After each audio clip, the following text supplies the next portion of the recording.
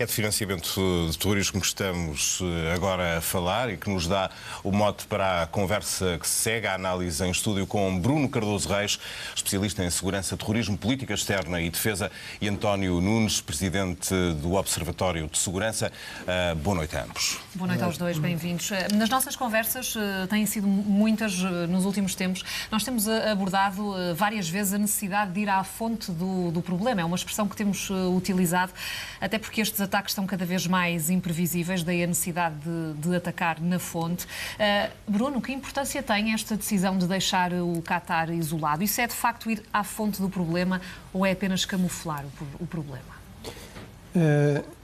Eu penso que não é a fonte do problema que nos interessa aqui, ou seja, nomeadamente do autoproclamado Estado Islâmico, do Daesh e destes ataques que se estão a verificar na Europa. Portanto, esta ideia do Presidente Trump, aparentemente, que isolando o Qatar se resolve o problema do terrorismo, de facto, parece-me que é mais uma ideia dele com muito pouca base nos factos. É verdade que o Qatar, aliás, foi explicado pelo Henrique Zimmermann, tem esta política de bom relacionamento com os irmãos muçulmanos, com alguns grupos como o Hamas, mas não tem uma relação de apoio nem sequer tácito ao dito Estado Islâmico. Portanto, são grupos que eventualmente podem ter tido ou podem ter ainda alguma atividade, digamos, de radicalização islamista, mas em muitos casos não violenta, sobretudo no caso dos irmãos muçulmanos, e quando é violenta, geralmente é localizada no Médio Oriente, portanto são aqueles conflitos entre Israel e a Palestina, etc.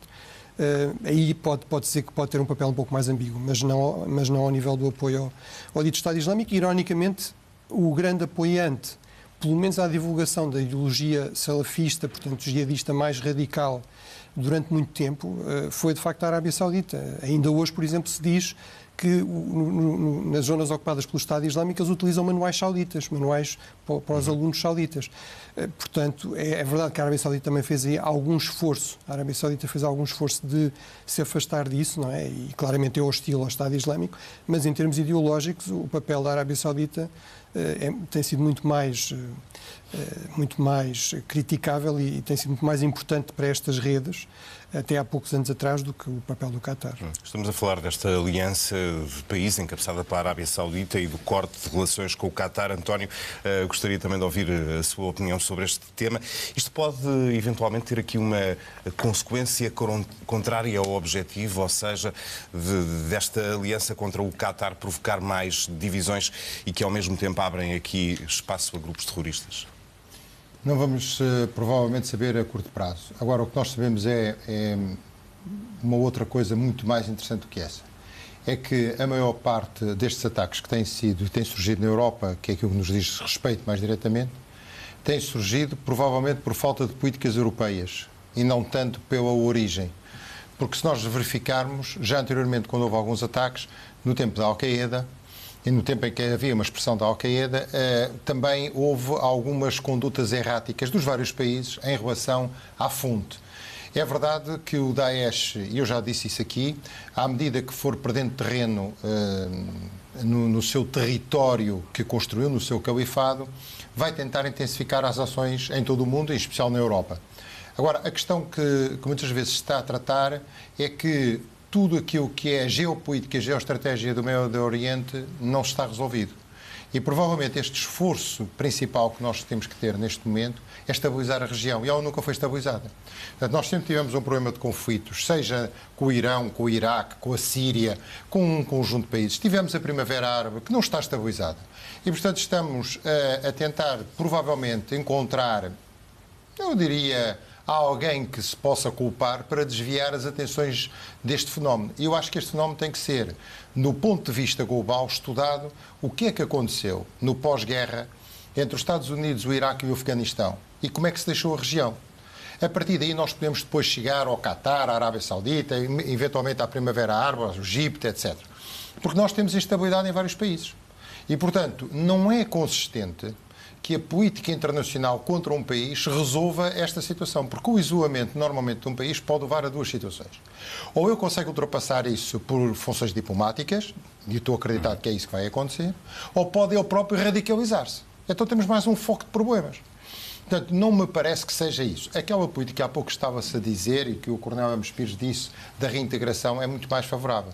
Provavelmente é mais favorável fazer algumas ações ao nível das relações diplomáticas, das relações económicas e das relações financeiras do Qatar com o resto do mundo do que propriamente um isolamento conforme foi feito. Porque há sempre uma reação negativa.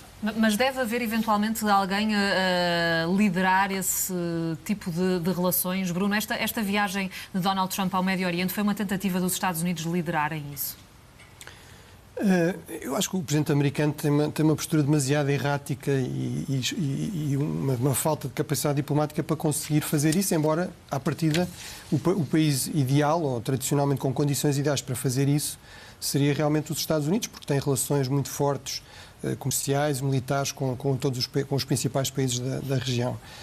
Não é impossível, apesar de tudo, o Trump rodeou-se de algumas pessoas competentes nesta área. Se ele os deixar de trabalhar, é possível que alguma coisa se alcance. Mas mesmo estas declarações de hoje são bastante negativas desse ponto de vista, porque um mediador vir dizer eu estou completamente de acordo e o Qatar é que é a fonte do problema, à partida já é difícil depois ter margem de manobra para negociar com o Qatar, não é? E há inclusive este risco, foi referido, de haver até um processo de eventualmente radicalização no próprio Qatar. Portanto, eu penso que, infelizmente, o presidente americano não está muito a conseguir ter essa função. Agora, o que está também a acontecer, aí como noutros casos, é que aparecem outros países. Portanto, a própria Rússia já apareceu, não sei se terá muitas condições, não acredito muito, mas, por exemplo, o Kuwait ou a Turquia também apareceram um pouco a procurar ter essa função de mediação e terão provavelmente mais condições para fazer isso, porque são vistas um pouco como mais neutras ou mais disponíveis para falar com os dois lados aqui desta crise. A cooperação internacional é sempre referida como sendo fundamental para travar o terrorismo. António, quem é que pode, de facto, assumir a liderança desse papel de juntar agências europeias, agências de informação árabes, israelitas, russas e por aí fora? É possível uma cooperação entre todas elas para combater o terrorismo? Nós temos que olhar para os serviços de intelligence de cada um dos países ou para os serviços secretos de cada um dos países com duas visões completamente diferentes. Uma delas, eles estão instituídos para, em primeiro lugar, defender os seus próprios países. E, em segundo lugar, é que têm as alianças bilaterais ou multilaterais.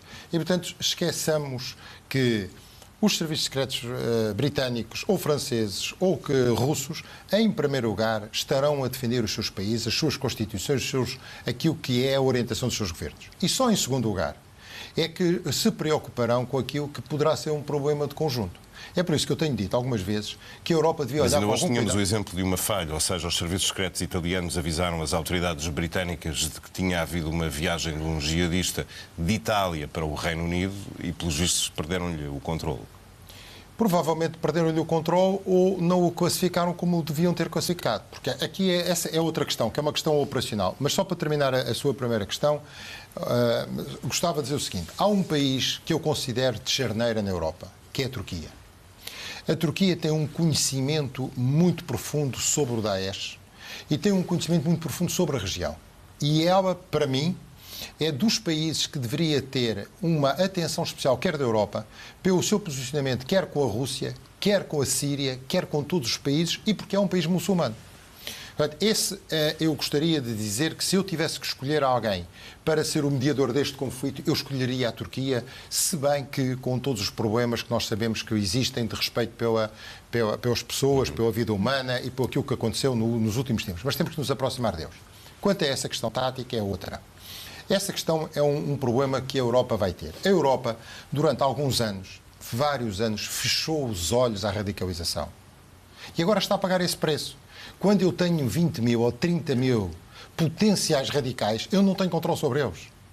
Eu deveria ter implementado uma política e saber, porque o MI5 diz que tem 4 mil operacionais. Pode ter 24 mil operacionais, não vai resolver o problema. Porque provavelmente daqui a um ano estamos a falar não em 30 mil, mas em 60 mil, se eles forem desmobilizados do Daesh e regressarem à Inglaterra. António. Portanto, há aqui um problema grave para resolver.